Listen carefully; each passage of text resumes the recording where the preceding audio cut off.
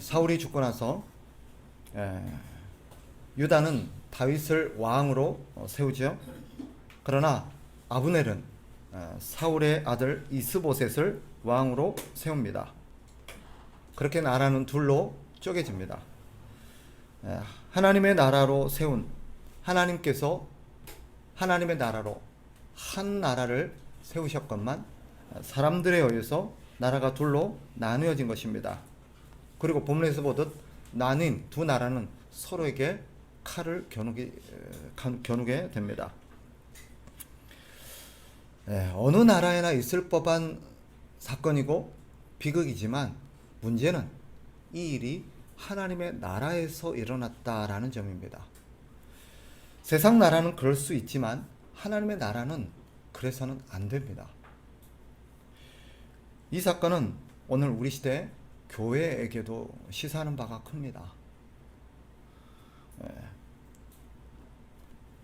나라가 형제가 서로 나뉘어져서 서로에게 칼을 겨누는 이 참담한 사건을 바라보시는 하나님의 마음은 어떨까? 하나님의 뜻은 분명합니다.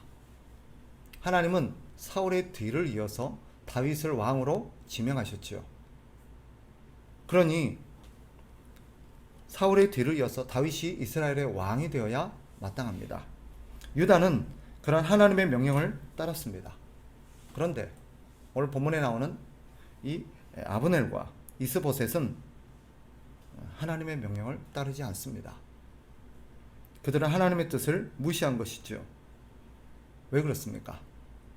자신들이 왕이 되고 싶었기 때문입니다. 그래서 자신들이 원하는 나라를 세우고 싶었던 거죠. 그렇게 해서 어떻게 하겠다는 거죠? 자기들이 원하는 일을 하고 싶다는 거예요. 자기들이 원하는 나라, 자기들이 원하는 공동체를 세워서 자기들이 원하는 일을 하고 싶은 거예요.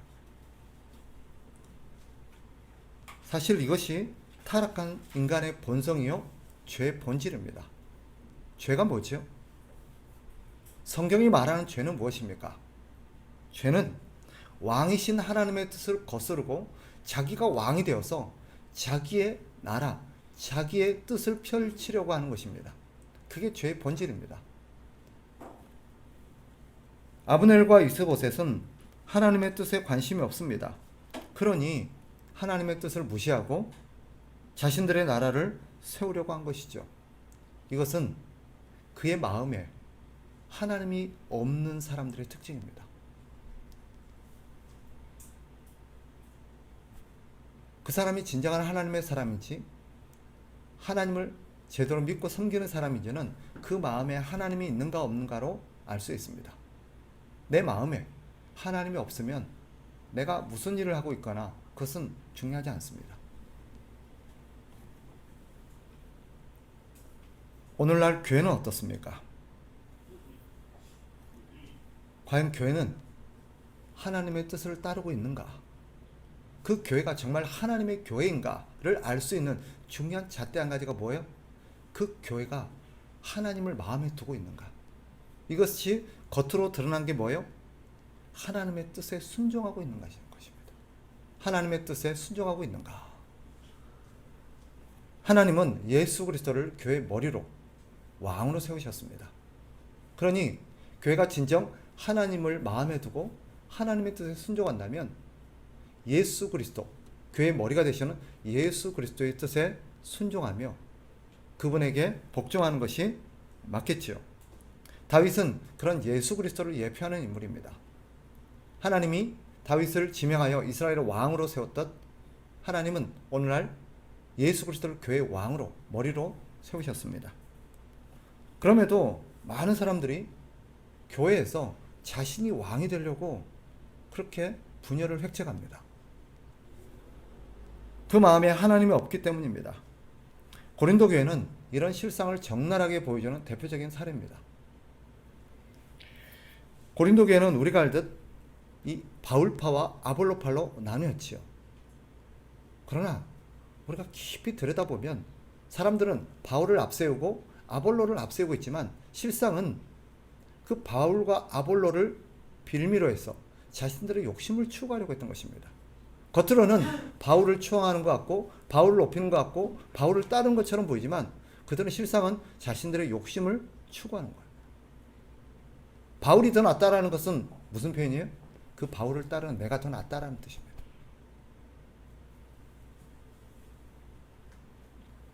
마치 본문의 아브넬이 그런 사람이죠. 오늘 본문에만 본다면 아브넬은 이스보셋을 사울의 아들이기 때문에 당연히 이스보셋을 섬기고 이스보셋을 존중하면서 왕으로 섬기는 것 같아요. 그러나 실상 그렇지 않아요. 이 아브넬은 이스보셋을 꼭두각시 왕으로 세우고 자기 마음대로 하려고 했던 거예요. 자기가 왕이 되려고 했던 거예요. 우리가 뒤에 가서 3장에서 보겠습니다만은 결국 아브넬은 자신의 본색을 드러냅니다. 이스보셋을 존경해서 이스보셋을 왕의 혈통으로 믿고 섬겼기 때문이가 아니라 이스보셋을 왕으로 세우면 자기 마음대로 할 수 있을 거라는 생각 때문이었어요. 오늘날 교회에서도 이런 문제가 버젓이 일어납니다. 말하기 부끄럽지만 오늘날 교회가 이런 주도권을 위해서 서로 대립하고 갈등을 일으킵니다. 목사파와 장로파가 갈등을 일으켜요. 구세대와 신세대가 서로 대립합니다. 심지어는 정치적으로 좌파와 우파가 서로 대립해요. 한 교회, 한 공동체, 한 형제인데 어떤 경우에는 이런 일도 있습니다. 어떤 교회는 특별한 경우 다른 교회에서 이동해 와서 그 교회에 함께한 그런 지체들도 있습니다. 그런데 그 무리들이 많아지다 보면 이쪽 교회에서 온 사람들과 저쪽 교회에서 온 사람들이 서로 갈등을 합니다. 교회 주도권을 잡으려고. 왜 분열롭게 하죠? 이유는 분명해요. 자신들이 교회 주인이 되고 싶다는 거죠. 그래서요. 내가 원하는 교회를 세우겠다는 거예요. 내 마음에 드는 교회. 내가 원하는 교회. 그래서 내가 원하는 일을 하고 내가 원하는 어떤 활동들을 하고 내가 원하는 어떤 시설들을 갖추고 내가 원하는 어떤 프로그램들을 하게 하겠다는 거예요. 겉으로는 예수 그리스도를 얘기하고 있고 예수 그리스도께서 교회의 머리라고 하지만 실제로는 그렇지 않아요. 그런 교회가 너무 많습니다. 사실 오늘 우리 참된 교회도 그런 공동체가 될까 두렵습니다. 하나님의 뜻에는 관심이 없는 과연 교회를 바라보면서 우리 하나님의 마음이 어떠실까? 진정 그 마음에 하나님이 있는 사람들이라고 한다면 하나님을 왕으로 모시고 하나님을 사랑하는 사람들이라고 한다면 그럴 수 없어요. 그래서는 안 되는 것입니다. 또 한 가지 오늘 본문을 보면 우리가 주목할 점이 있어요. 14절 한번 보세요. 14절 같이 한번 읽습니다. 시작. 아브넬이 요압에게 이르되 원하건대 청년들에게 일어나서 우리 앞에서 겨루게 하자. 요압이 이르되 일어나게 하자 하며. 본문을 보면 이 아브넬이 요압에게 싸움을 걸어오죠. 한방 붙자는 거예요. 왜 싸우려고 할까요? 왜 싸움을 걸어올까요? 이유는 분명해요. 자기들의 세력을 과시하고 싶은 거예요. 이 다윗을 따르는 지파는 유다 지파 한 지파입니다.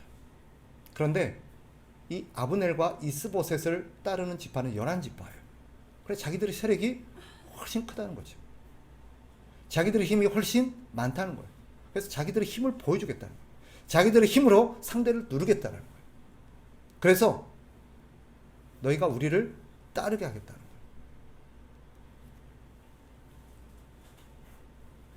결국 12명으로 시작된 싸움은 맹렬한 싸움으로 이어졌고 수많은 사람들이 그 과정에서 죽임을 당했습니다. 자신들의 생각과는 달리 유다 지파의 승리로 끝납니다. 그러나 우리가 생각할 것은 누가 승리했느냐가 아니에요. 빗나간 욕심이 빚어낸 싸움으로 인해서 형제 간에 참극이 벌어졌다는 것입니다. 유다 지파가 승리했으니 하나님이 기뻐하실까요? 어찌 형제간에 피 흘리고 싸우는데 그 모습을 보는 하나님이 기뻐하시겠습니까? 마치 부모가 두 아들이 싸워서 한 아들이 이겼다고 기뻐할까요? 그럴 수 없어요.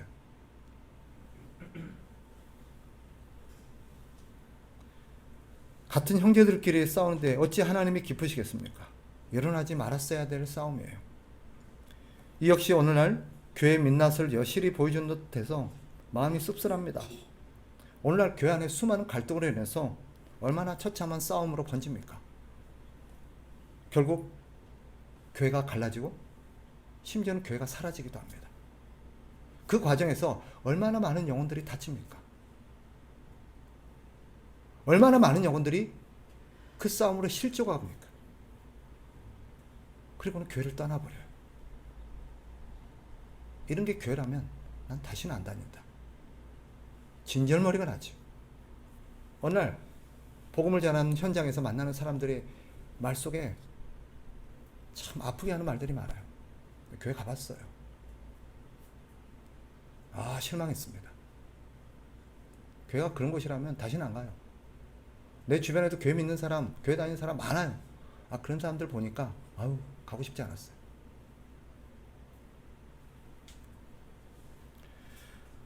교회 싸움을 바라보는 세상의 시각은 어떨까요? 얼마나 교회를 비웃겠습니까? 얼마나 하나님을 우습게 여기겠습니까? 복음이 복음으로 들릴까요? 우리가 그들에게 복음을 들고 나간다면 그들은 우리에게 분명히 이렇게 얘기할 겁니다. 아, 너희네나 잘하세요. 니네나 잘하세요. 어떻게 복음이 되겠어요? 이스라엘은 하나님을 믿는 한 공동체요, 한 형제입니다. 이들이 힘을 합쳐서 싸워야 될 적은 따로 있죠. 자기들끼리 싸우고 있으니 어찌 밖의 적과 싸울 수 있겠습니까? 어찌 진정한 적과 싸울 수 있겠습니까? 결국 함께 자멸하게 되는 거예요. 이스라엘 역사가 보여주는 거잖아요. 그런데 성경을 보면 이것이 마귀의 괴락이라고 가르칩니다. 교회의 진정한 적, 교회가 하나 되어 싸워야 될 적은 마귀입니다. 근데 마귀가 교회의 시선을 자신을 향하지 않도록 다른 곳으로 돌려서 적을 혼동케 해요. 마치 형제가 적인 것처럼, 가족들이 적인 것처럼 형제들끼리 싸우게 하고 가족들끼리 싸우게 해요. 바울이 충고하죠. 에베소서에 보면 6장 12절에 이렇게 바울이 충고합니다. 우리의 씨름은 혈과 육을 상대하는 것이 아니요 통치자들과 권세들과 이 어둠의 세상 주관자들과 하늘에 있는 악의 영들을 상대함이라.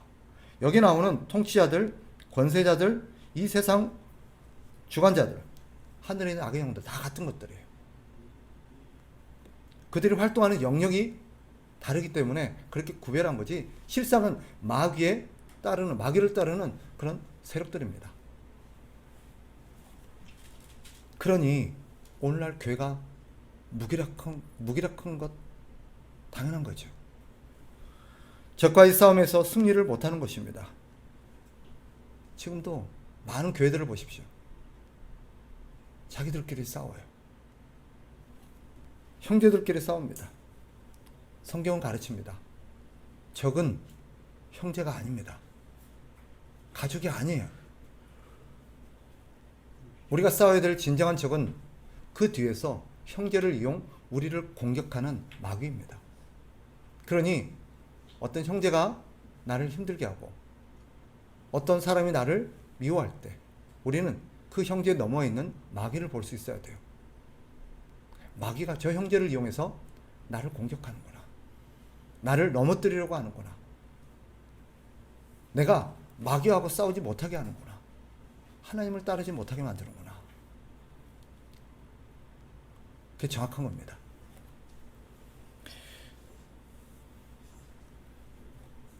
말씀을 정리할게요. 하나님은 하나님의 나라의 왕이요 교회 머리로 예수 그리스도를 세우셨습니다. 이게 분명한 진리입니다. 교회는 예수 그리스도를 왕으로 모시고 그분의 뜻에 순종해야 합니다. 기억하십시다. 교회는 사람들이 원하는 공동체가 되어서는 안 됩니다.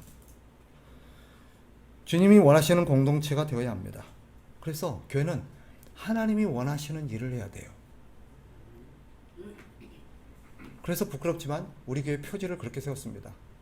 주보에 보시면 혹시 보셨는지 모르겠는데 이런 짤막한 글귀가 있습니다. 주보 앞을 한번 보세요. 우리 교회 주보 앞에 보면 우리 교회가 시작되었을 때부터 여기 빠졌네요. 죄송합니다. 제가 여기는 빠져드는데 우리 교회에 항상 있었던 표지가 하나 있어요. 하나님이 원하시는 교회를 세워 하나님이 원하시는 일을 한다. 제가 다시 주보에다가 넣어놓겠습니다. 있어요? 그죠? 네. 우리 교회 표이기도 하고 표대입니다. 하나님이 원하시는 교회를 세워서 하나님이 원하시는 일을 한다. 이게 우리 교회예요. 이게 참된 교회만의 표지가 아니라 모든 교회 표지가 되어야 됩니다. 그래서 우리는 항상 생각해야 돼요. 교회가 무슨 일을 결정하든 무슨 일을 도모하든 이게 하나님의 일인가? 하나님을 위한 것인가? 교회가 세워지더라도 사람을 위한 교회가 아니라 하나님을 위한 교회여야 합니다. 여러분, 다시 한번 가슴에 새깁시다. 사람을 높여서는 안 됩니다. 사람을 따르지도 말아야 합니다. 목사든 장로든 누구든 교회에서 주도권을 가지고 분열을 획책하는 자들을 경계하십시오. 높아지려고 하는 자들을 경계하십시오. 그들은 자기를 드러내지 않습니다. 그들은 자기 이름을 나타내지 않아요. 다른 누군가를 앞세웁니다. 그러나 항상 결국은 그 뒤에서 자기가 왕이 되려고 합니다. 사람이 원하는 교회를 세우면 필요한 교회는 분열됩니다. 왜죠? 저마다 왕이 되려고 하기 때문이에요. 자기가 중심이 되려고 하기 때문입니다. 그들은 항상 자기 뜻을 주장합니다. 교회 분열은 하나님의 슬픔이요 마귀의 기쁨입니다. 하나님이 원하신 것은 분명합니다. 교회가 하나 되는 것입니다. 그래서 예수 그리스도를 머리로 하나가 되어서 하나님을 기쁘시게 하기를 원하십니다. 하나님의 뜻을 이루기를 원하십니다. 하나님의 뜻은 분명합니다. 교회의 적이요 하나님 나라의 적인 마귀와 싸우기를 원하였어요. 교회는 하나 되어서 힘을 합쳐서 하나님 나라의 적이고 하나님의 적인 마귀와 싸워야지 형제들끼리 싸우면 안 돼요. 세상을 미혹하며 거짓 진리를 퍼뜨리고 사람들을 미혹하는, 그래서 하나님을 따르게 하지 못하는 원수 마귀와 싸워야 합니다. 복음을 전하여 마귀의 미혹 아래에 있는 영혼들을 되찾아와야 합니다. 이게 교회 싸움이에요. 교회 분열은 교회의 힘을 하나로 모으지 못하게 하죠. 마귀와의 싸움을 불가능하게 합니다. 그리고요, 교회 싸움은요, 믿음으로 살려고 하는 많은 형제들의 힘을 빠지게 합니다. 힘을 빼버려요. 복음의 가치를 떨어뜨립니다. 하나님의 영광을 드러나지 못하게 합니다. 그래서 싸우면 안 돼요. 신앙생활 하다 보면 나를 열받게 하는, 정말 속상하게 하는 그런 사람들이 있을 수 있습니다. 당연히 있죠. 연약하고 아직까지 죄의 습성을 버리지 못하는 사람들이 모인 곳인데, 그러나 기억하십시오. 누군가 나를 힘들게 하고 나를 공격하고 나를 아프게 할 때 우리는 그 형제에게 주목할 것이 아니라 그 형제 뒤에서 그 형제를 이용하는 마귀를 주목해야 합니다. 그리고 내가 이 싸움에 말려든다면, 내가 이 싸움을 싸우게 된다면 그로 인해서 누군가의 믿음으로 살려고 하는 형제들의 힘을 빼는 일이에요. 그리고 우리는 그로 인해서 교회에 어떤 복음의 가치를 떨어뜨린다는 것을 기억해야 됩니다. 내가 싸우면, 오늘 내가 내 분노를 참지 못하고 내 혈기를 참지 못하고 내 욕심을 참지 못하고 내 자존심 때문에 싸움을 한다면 하나님의 영광이 실추됩니다. 그리고 더 이상 우리는 복음의 가치를 그들에게 이렇게 가치 있게 전하지 못하게 될 것입니다. 그것을 회복하는 데는 수많은 시간이 필요하게 될 거예요. 여러분, 교회는 하나 되기를 힘써야 합니다. 성경이 이렇게 권면합니다.